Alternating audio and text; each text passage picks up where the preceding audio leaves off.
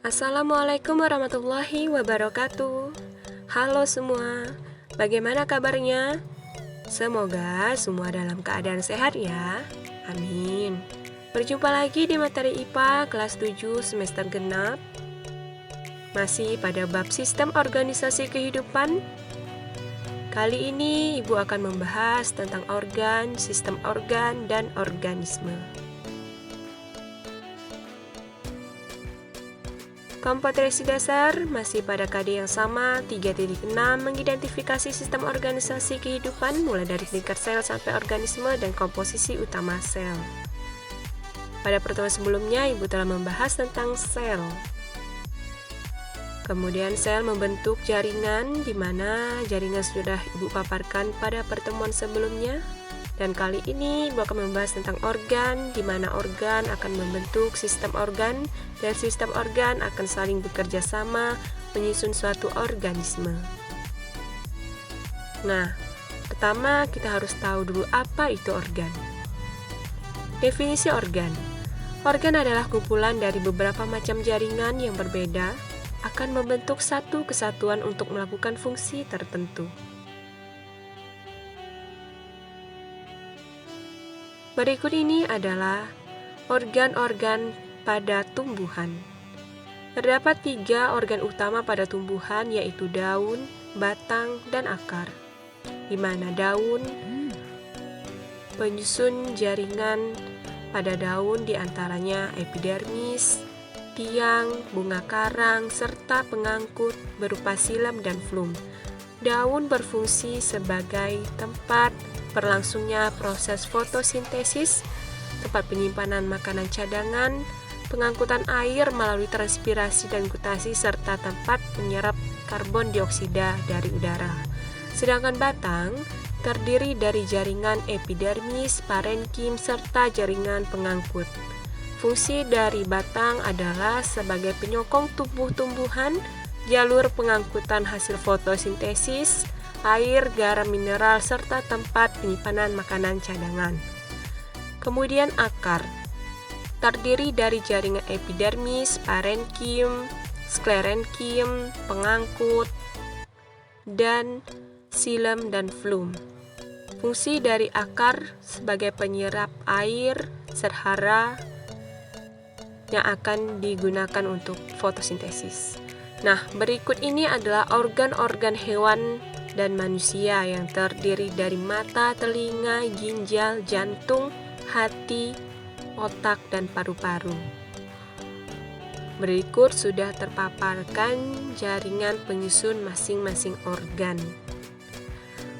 Misal Ibu ambil contoh seperti jantung yang terdiri dari jaringan otot, ikat, saraf, dan epitel, di mana jantung berfungsi sebagai pemompa darah ke seluruh tubuh.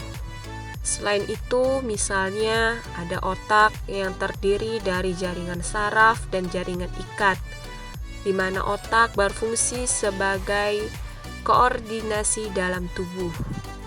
Jadi melakukan tugas sebagai koordinasi dalam tubuh, itu adalah fungsi dari otak.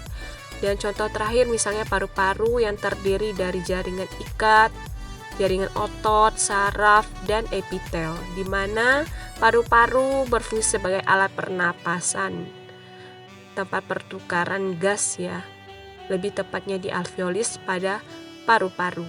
Nah, untuk jaringan pada organ-organ lainnya dapat kalian simak pada tabel berikut ini dan pada buku paket kalian. Sistem organ. Yang dimaksud dengan sistem organ adalah beberapa organ yang bekerja sama untuk melakukan fungsi kerja tertentu. Sistem organ tumbuhan diantaranya sistem pengangkutan, sistem transpirasi, dan sistem pernapasan.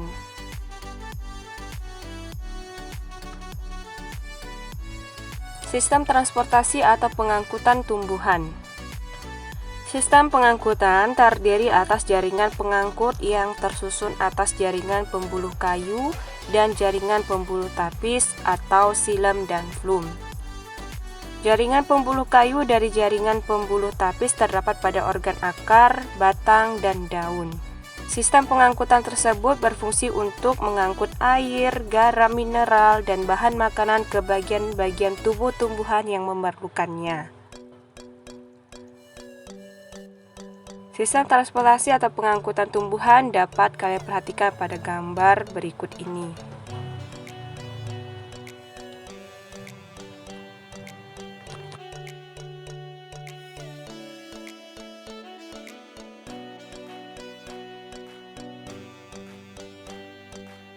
Selanjutnya yaitu sistem transpirasi dan respirasi pada tumbuhan.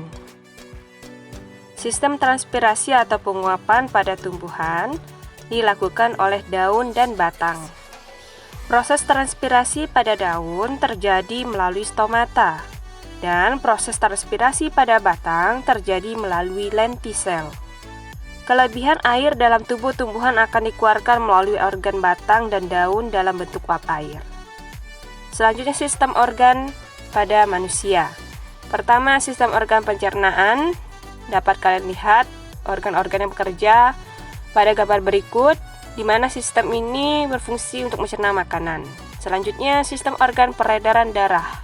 Sistem organ peredaran darah berfungsi untuk mengangkut oksigen dan sari-sari makanan ke seluruh sel tubuh dan mengangkut zat hasil metabolisme yang tidak berguna keluar dari sel tubuh. Selanjutnya yaitu sistem ekskresi. Organ-organnya seperti paru-paru, ginjal, kulit, dan hati. Fungsinya untuk mengeluarkan sisa metabolisme yang tidak terpakai dari dalam tubuh dan menjaga keseimbangan sel dengan lingkungannya. Selanjutnya yaitu sistem organ reproduksi manusia. Berikut gambar sistem organ reproduksi wanita. Fungsi dari sistem organ ini sebagai tempat perkembangbiakan secara kawin atau generatif untuk melestarikan keturunannya. Sistem organ hewan seperti tikus merupakan hewan termasuk kelas mamalia, di mana organ anatomi tubuhnya itu sama dengan manusia. Sedangkan sistem organ pernapasan burung dapat kita perhatikan pada gambar berikut, di mana terdiri dari lubang hidung, trakea, pundi-pundi udara, dan terdapat paru-paru.